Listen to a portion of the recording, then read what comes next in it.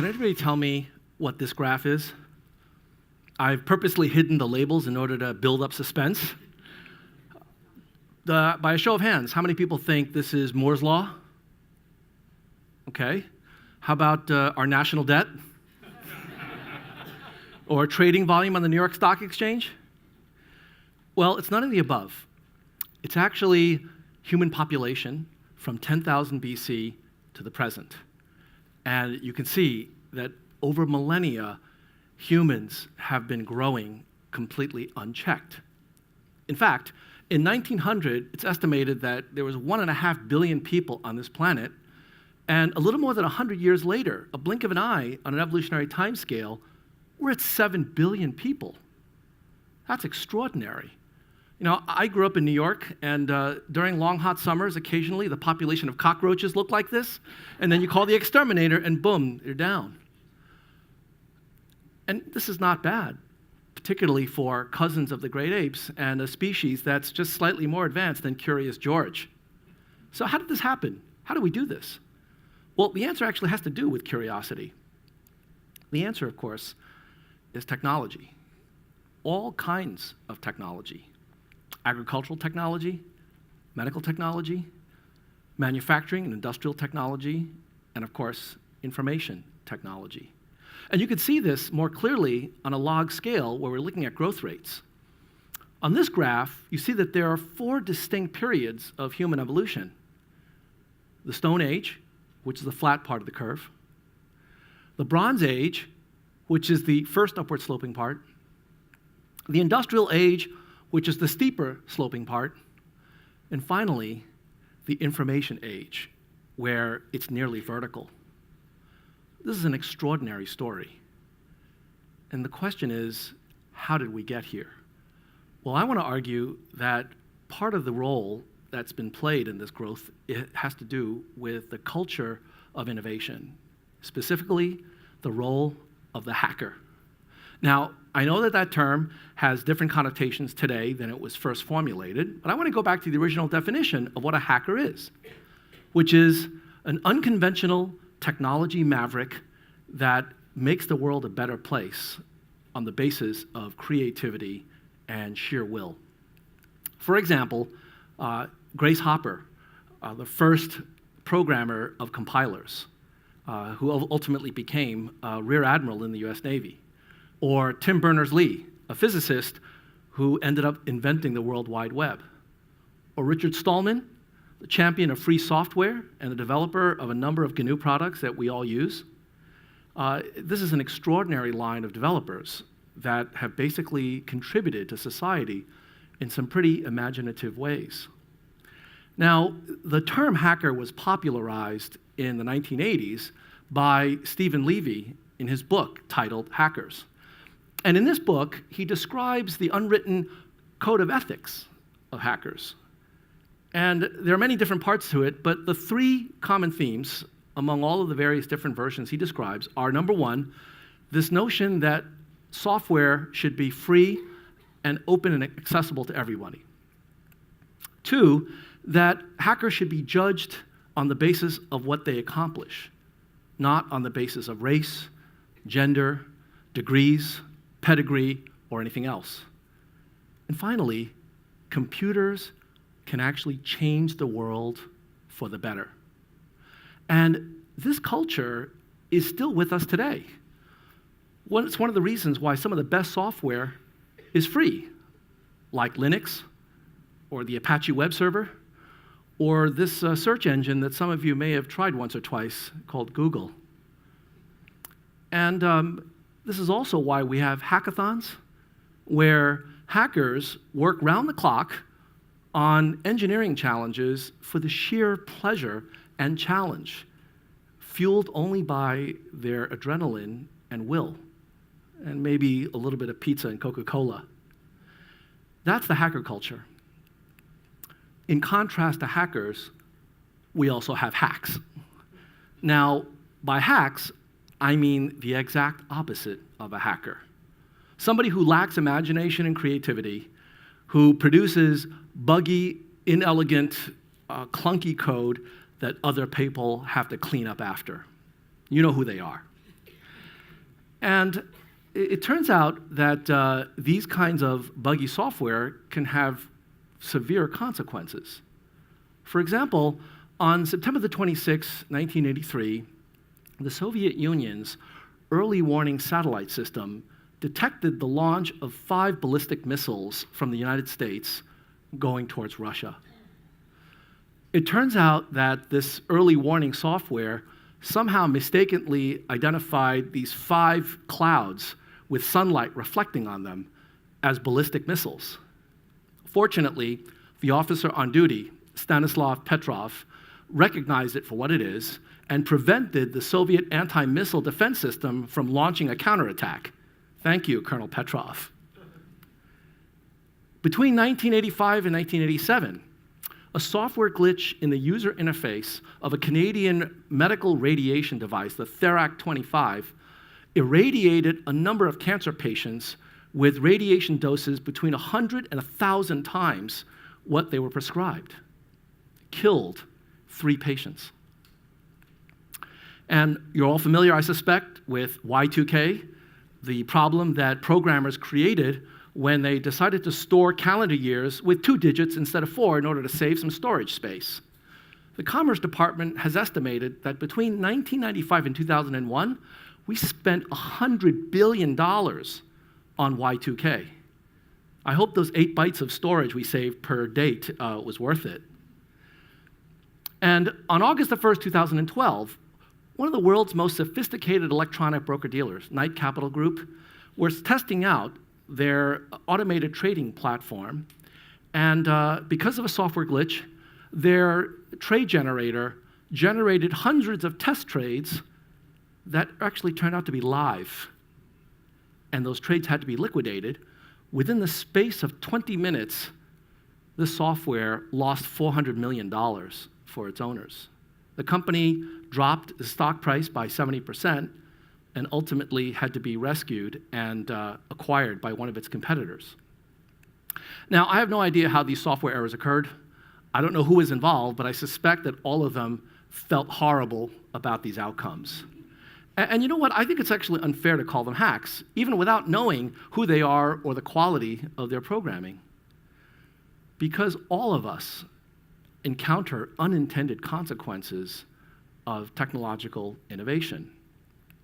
For example, you may remember from the 1960s and 70s, those of you who are old enough, that the fast food trend created all sorts of problems with littering.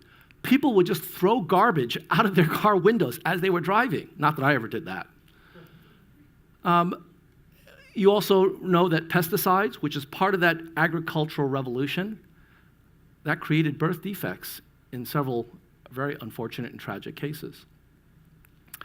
We know that industrialization has created air pollution, causing lung cancer and a variety of other health issues. And probably the most severe unintended consequence of all is climate change.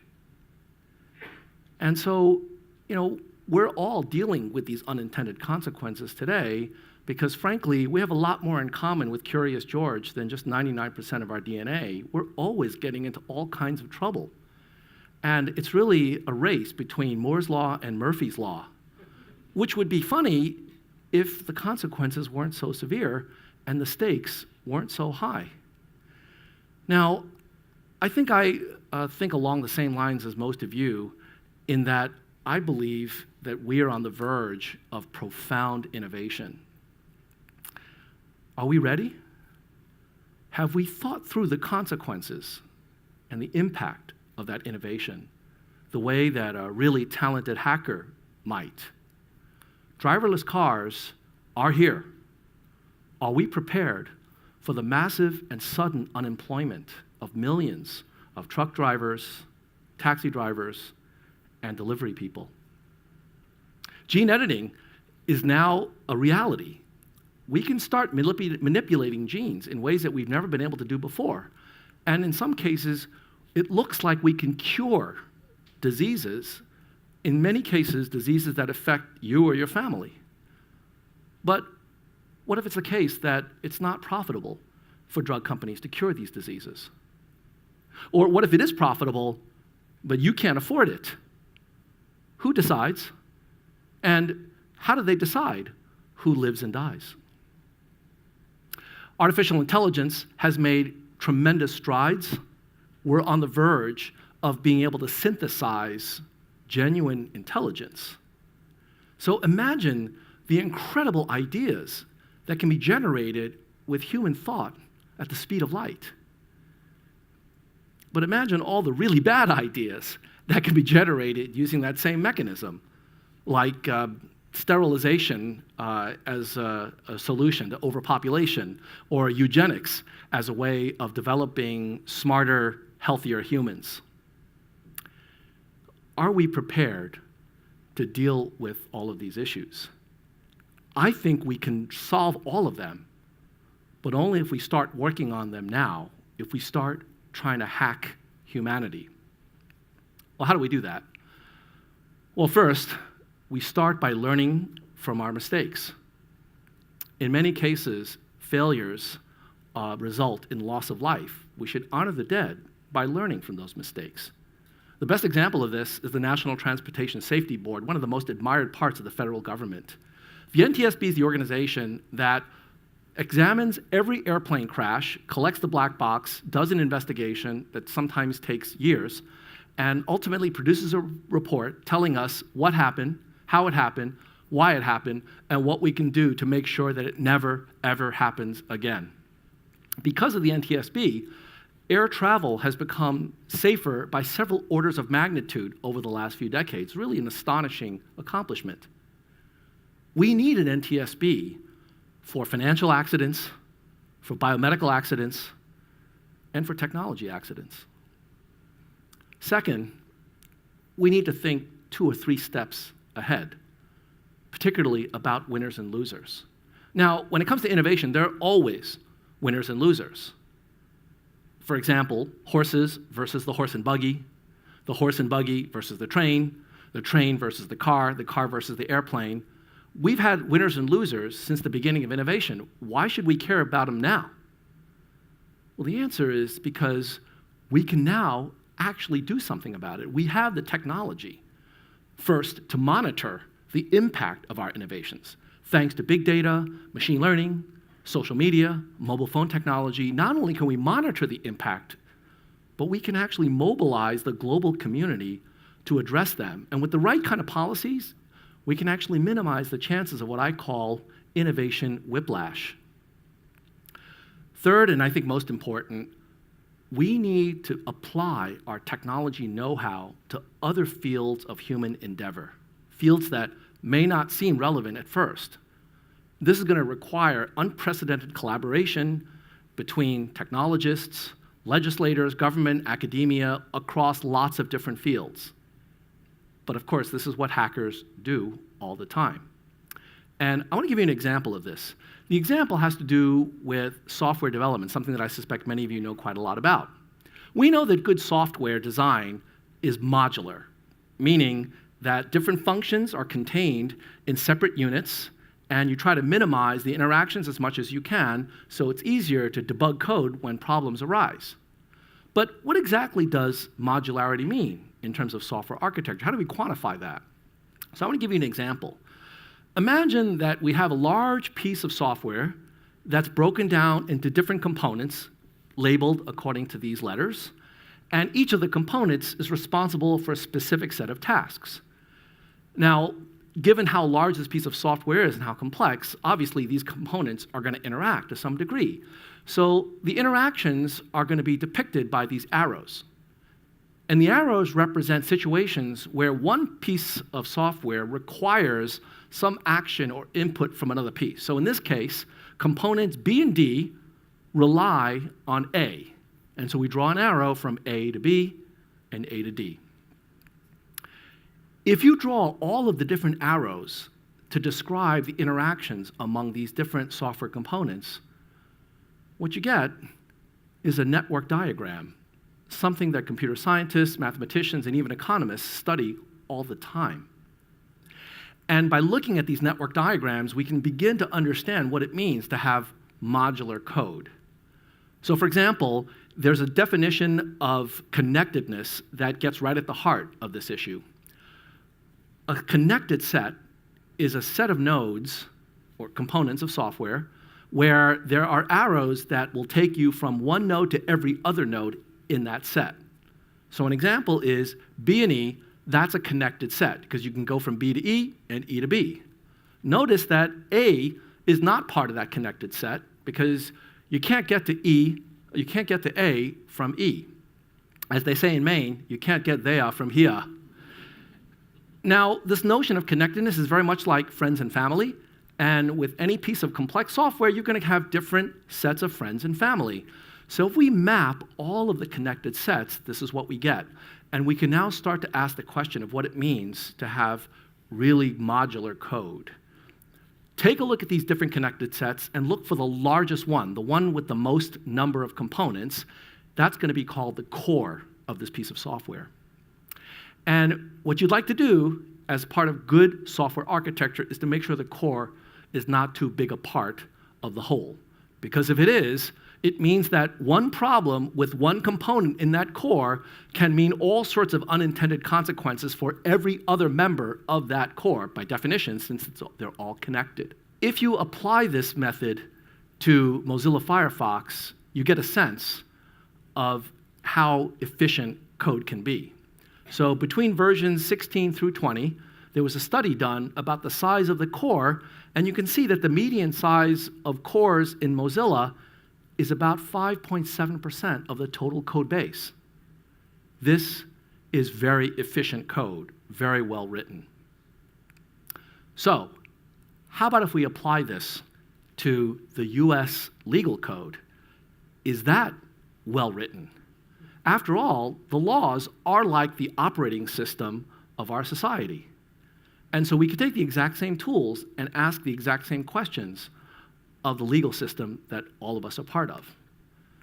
Well, a couple of years ago, my co-authors and I did exactly that. We published a paper using the core and many other metrics of good software design to try to analyze the US legal code. And let me tell you what we found. So the Omnibus Appropriations Act of 2009, which is a relatively simple budget appropriations act, just listing a whole bunch of different allocations of budget to various different activities. This is what that piece of code looks like. The blue dots are individual sections of the code. The red dots represent the core, the largest connected set. And by connection, we mean references of one part of the code to another, so that if you actually change one part of the code, it might actually affect the other parts that reference it. Very well written, very efficient, very modular. Now let me show you the US patent system, Title 35. A little bit more complicated, but actually using software metrics, still pretty well written. Because look at the core, the red dots are actually a pretty small fraction of all the other dots. But of course, the patent system is considerably more complicated than a laundry list of expenditures. So you would expect it to be more tightly interconnected. Now I'm going to show you the financial code. The financial system in the United States is one of the most sophisticated, successful financial systems in the world, right? So what do you think the network diagram looks like of the financial code?